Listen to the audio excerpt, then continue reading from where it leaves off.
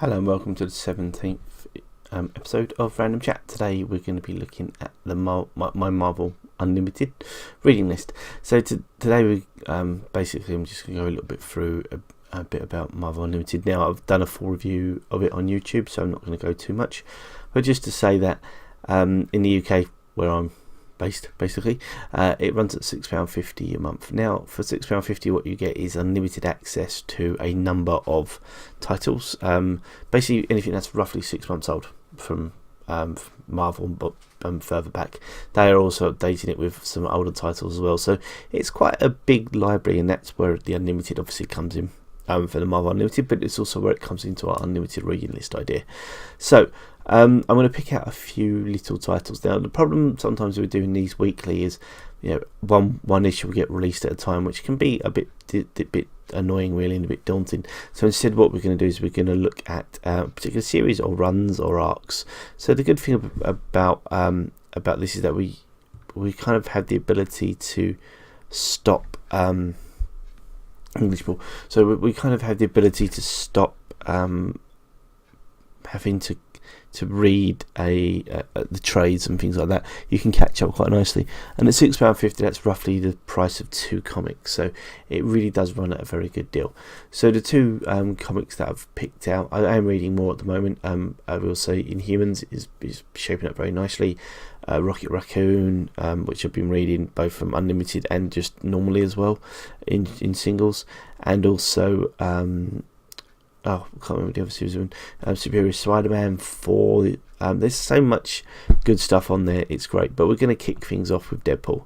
Now, I'm a big fan of Deadpool. There are a couple of reviews of there's Volume 1, Volume 2 reviews. We've covered a bit of Night of Living Deadpool, and to be honest, they're all very, very good. So please do check out the site for that. But today, the one we're going to be looking at, which you may have seen from the first image that flew by, is, if you're watching, if you're listening, I do apologise, but it is on the YouTube page as well, is Deadpool Killustrated. Now, Deadpool Killustrated is a bit of a weird comic. Basically, the idea is Deadpool has spent his time killing the Marvel Universe, which is Deadpool Kills Marvel Universe, which is the prelude to this, and now he's going through the Ideaverse. Now, the Ideaverse is the principle that all the big book characters that you'll know, all the way from Moby Dick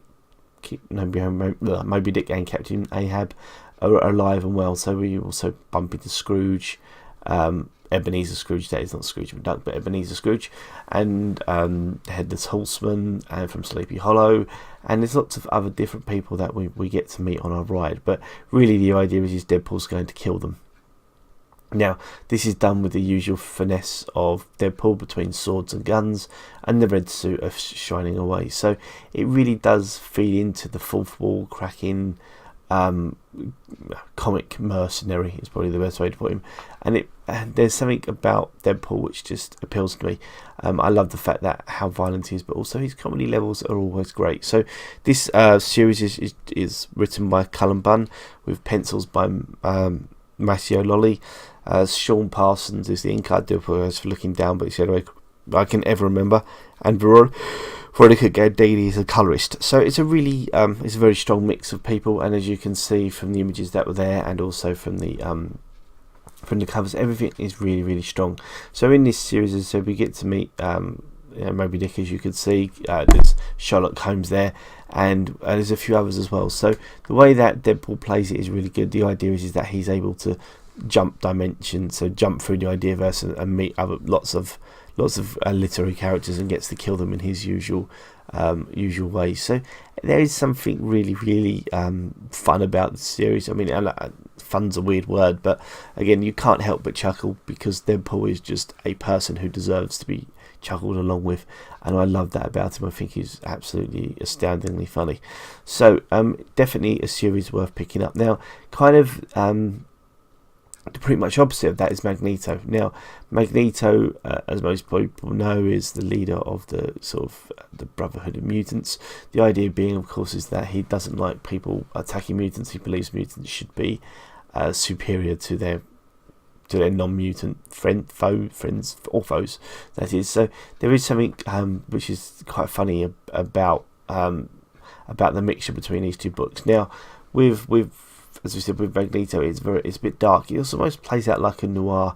The idea is that Magneto's trying to right the wrongs that he senses that go up against mutants. So, and he deals out his own brand of justice. Now, Magneto justice is pretty damn brutal. There's no pulled punches in these issues, I will say, and it definitely feels like they are aimed at the older generation, definitely. Now, the series itself does jump a little bit between creators, but the original creators of the original creators of the series. I've lost where I am. I do apologise. Again, I think it's Cullen Bunn again. This seems like a Cullen Bunn episode, really. I do apologise. Yeah, so it's Cullen Bunn again. Gabriel Hernandez Walter is the artist. Jordi Belair, the colourist, always good. And so again, the fact that you're getting a quite a nice art style and quite a nice story as well. Because Cullen Bunn, it does seem to be one of my recurring favourites. I completely forgot that they were both on this one, but still. So we might just call this the Cullen Bunn episode as well. It might be quite funny, or it might be quite good. But both of these have parental advisory. They're both adultish in themes. Magneto is about, again, the way that people are treated and what happens. The story does get quite in depth. He's being chased by S.H.I.E.L.D. as well, so it's quite funny, or quite a lot of... there's always that little bit about him being chased, but he's such a strong character that he really can carry this series just by himself. But obviously they will throw in different people coming through all the time to try to help him and try to help him or try to go up against him, and I think that makes him just that little bit stronger. And again, as I say, violence wise, it's definitely something where you're looking at Magneto thinking, a man who can control metal can make anything into a spear. And that makes him so much more deadly, and I love that about him, absolutely. So I definitely think these two series are worth picking up. The Deadpool is a limited 4-issue series. You can obviously pick it up on Marvel Unlimited or pick it up as a trade. With Magneto, I think it's a normal sort of ongoing. So I think it's up to issue 8. That on Marvel Unlimited, but you can read that at your leisure, and it really is something that I have quite enjoyed. Sorry, I'm just going to correct that. I think Magneto's up to issue 7, sorry, not issue 8.